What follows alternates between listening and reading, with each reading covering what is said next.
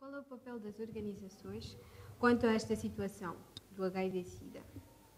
Bem, o papel das organizações é apoiar iniciativas como esta que estamos aqui a viver neste momento, e dar todo o apoio, dar o apoio técnico, apoio financeiro, apoiar de várias formas. E também criar novas oportunidades para as crianças poderem ter este espaço, como está a fazer a televisão, aqui em Sofala, e está a fazer em todo o país, onde cria um pequeno espaço onde os meninos podem vir partilhar informação, partilhar mensagens e onde podem também interagir entre si. Tem os meninos que estão em casa, neste momento estão a assistir à televisão, e tem os meninos também que estão aqui, que também vêm partilhar a sua experiência. Eu acho que esse aqui é o papel de qualquer organização, seja sociedade civil, seja governo, organizações comunitárias. Temos que nos juntar todos, porque o combate ao HIV, mesmo para a Janela de Esperança, dos 10 aos 14 anos, é tarefa de todos nós. Começa com cada um de nós, crianças, jovens, adultos. Temos que nos juntar, temos que nos abraçar para combater o HIV. Não pode ser só uma instituição, não pode ser só uma pessoa. O álcool e a droga têm vindo a ser uma realidade nas nossas escolas, mas antes mesmo de eu fazer a questão, eu gostaria de dizer que é muito triste ver jovens alcoolizados com tanta coisa para fazer, mas, bom, mesmo continuando, como é que podemos fazer para combater este mal? Da mesma forma que nós estamos a fazer agora, passando mensagens para outros meninos, porque quando falamos das habilidades para a vida, não falamos só da prevenção do HIV. Estamos a falar de tudo, mas tudo que tem a ver com o crescimento da criança, o bem-estar da criança, o bem-estar do jovem, do adolescente. Nós falamos do combate à droga, falamos do combate ao HIV, falamos de outros males, tantos outros males que os jovens... Falamos que as crianças têm que ter direito à educação, à saúde. Tudo isso faz parte das habilidades para a vida. O dizer não, a autoestima, as crianças têm que ter autoestima, gostar de si. Tudo isso faz parte dessas habilidades para a vida. E uma forma de combatermos também o abuso ao álcool é exatamente através dessas mensagens, através destes debates, esses convívios, esses fóruns como este, em que as crianças podem conversar entre si. Gostaria de saber da plateia como é que nós podemos... A nossa solidariedade com as pessoas que têm o HIV-Sida, os nossos amiguinhos que têm o HIV-Sida, como é que nós devemos lidar com esta situação? Normalmente, na minha opinião, as pessoas as pessoas que são infectadas pelo HIV-Sida, querendo como não, eles sofrem um tipo de discriminação. Porque eles não são, creio que não são abertos, eles não chegam e dizem: olha, Naira, eu tenho SIDA. E essa atitude, eu creio que falta na nossa sociedade devido ao receio que as pessoas têm em divulgar o seu estado.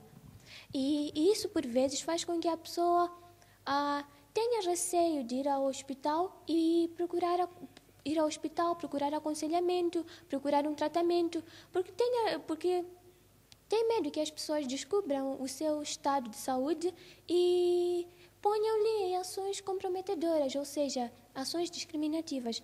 Então, esta é uma atitude muito errada e faz com que as pessoas tenham uma baixa autoestima. Então, nós como jovens, nós como uma sociedade, temos que tentar apelar aos outros que acabem com este tipo de ações, porque isto não vai nos levar a lugar algum. Se formos a ver, Moçambique, digamos que uma grande parte está infectada. Imagina só se nós pratiquemos ações discriminativas para todos eles. Então, isso seria muito mal. Então, nós temos que acabar com ações discriminativas. É o primeiro passo para criar aceitação sobre o HIV-Sida. Eu também quero saber do nosso amiguinho ali em cima, o que é que acha que deveríamos fazer para ser solidários com os seropositivos? Bem, nós devemos procurar ser solidários para com as pessoas infectadas, pois, se discriminarmos, podemos trazer consequências que os nossos atos, praticamente nós, discriminantes, não conseguimos imaginar. Uma pessoa discriminada pode até desistir da vida, saber que praticamente já não tem nada a fazer aqui.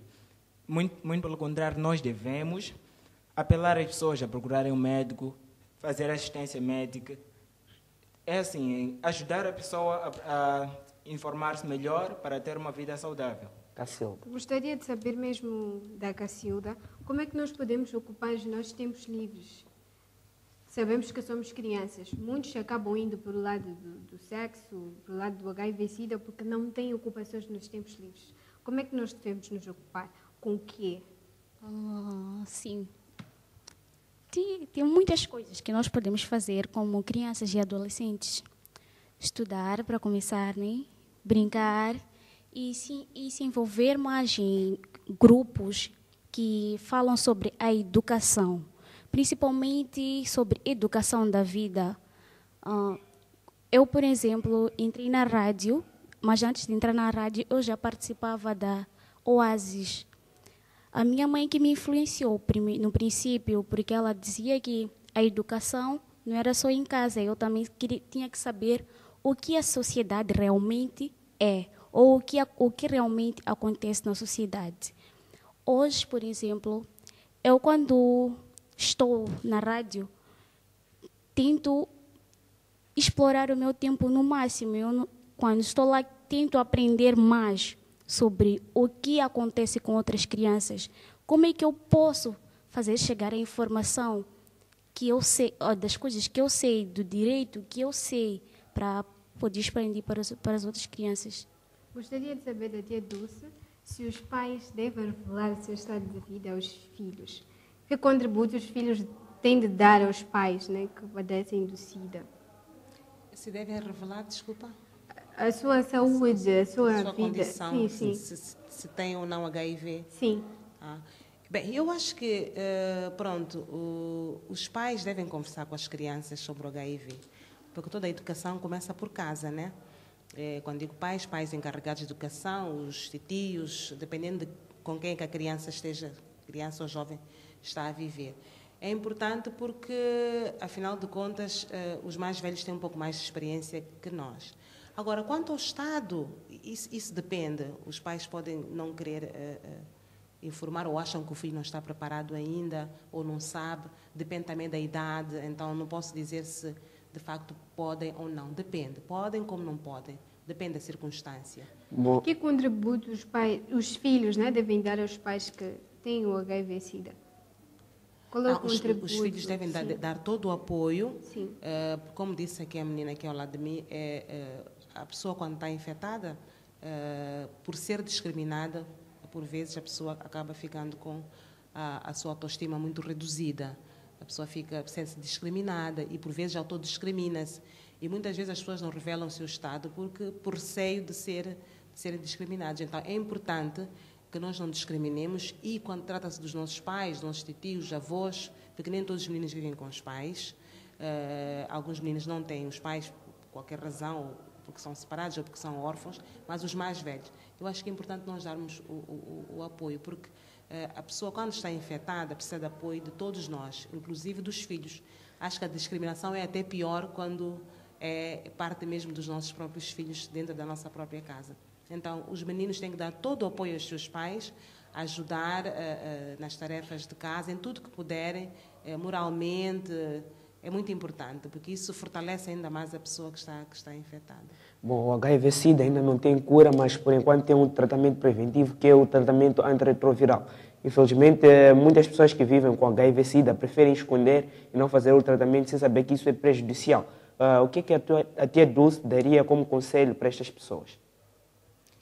Bem, o que eu posso dar o conselho, portanto, a tia Dulce não é médica, mas o pouco que sabe é que a pessoa deve procurar o tratamento, porque é possível viver e ter uma vida muito saudável e viver como outra pessoa, não infectada, se a pessoa tiver, portanto, a oportunidade de ser tratada, não é? E viver muitos anos, 20, 30, 40, 50 anos.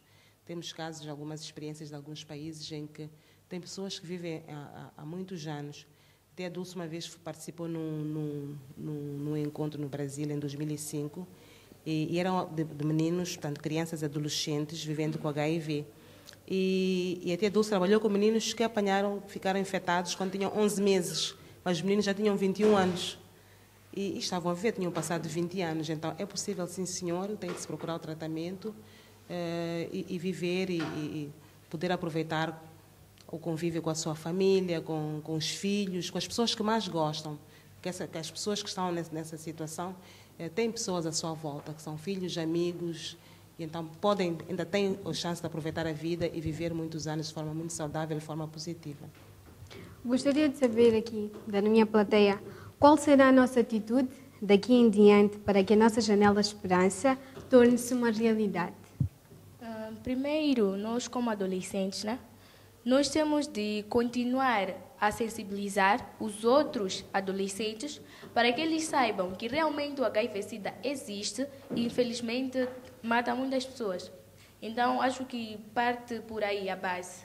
Informar as outras pessoas que o HIV existe e que é necessário que nos previnamos para que possamos viver mais tempo e assim também, vivendo mais tempo, podemos trabalhar e ajudar no desenvolvimento do nosso país.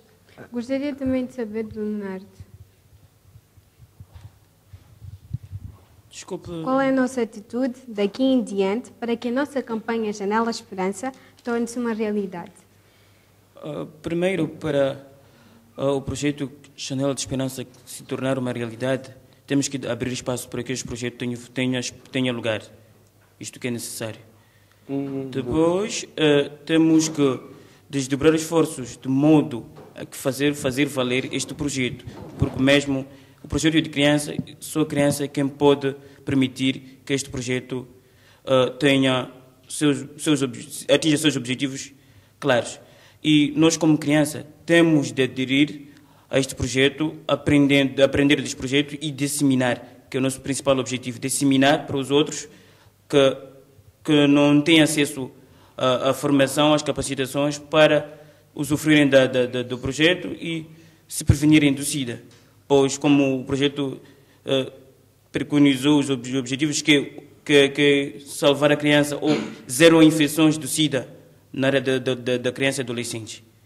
Eu queria saber daqui, da minha plateia, qual seria o conselho que vocês deixariam para que nós mudemos a nossa atitude, mudemos a nossa forma de viver, mudemos, enfim, este ambiente que estamos a viver, onde existem muitas pessoas a serem infectadas cada dia que passa. Primeiro vão 3 conselhos. 1, dizer não ao abuso e ao sexo. 2, evitar andar em clubes noturnos, porque é através deles na qual o jovem começa provando até virar um vício. E 3, sensibilizar os outros, amiguinhos lá em casa, dizer não à discriminação. Cacilda? Sim, primeiro começar como ela dizia, né? Não discriminação, dizer aos titios não ao abuso de menores e quanto à autoestima das pessoas que têm HIV/SIDA, não tenham medo de dizer, não tenham medo de se tratar. É isso. Leandro? Eu acho que um ponto importante é o consumo de álcool e drogas, porque uma pessoa alterada não sabe o que está fazendo no momento, principalmente para adolescentes. Então, eu acho que devemos começar por essa parte e mais tarde tocar em outros pontos, mas do princípio temos que começar dali. Naira? Antes de deixar ficar o meu conselho, eu gostaria de dizer que a iniciativa de Janela Aberta e de todas as outras instituições que lutam contra o HIV/SIDA, que continuem fazendo o que fazem, pois elas nos unem todos no mesmo ideal, que é a luta contra o SIDA. Para mim, nós todos, ninguém sabe o nosso estado. Então, em primeiro lugar, eu gostaria de incentivar os amiguinhos, a todos nós, os vovós, os papais, que façam o teste para saber o seu estado de saúde, pois este é o primeiro passo para para começar a medicar-se ou para tomar mais informações. E depois, se por acaso tu és infectado, não tenha medo, não tenha receio de ir ao posto de saúde e pedir aconselhamento, tratamento, pois isso só fará bem à tua saúde. Obrigada. É Dulce? Já foi aqui de tanta coisa interessante depois. Mas eu diria o seguinte, o HIV/SIDA preocupa a todos nós. Se a pessoa não está infectada, está afetada. E como ela falava anteriormente, são milhões de moçambicanos que estão infectados e afetados. Então eu penso que nós temos que juntar, dar as mãos uns aos outros e juntos combater o HIV de várias formas que foram aqui faladas. Mas é tarefa de todos nós, é responsabilidade de cada um de nós.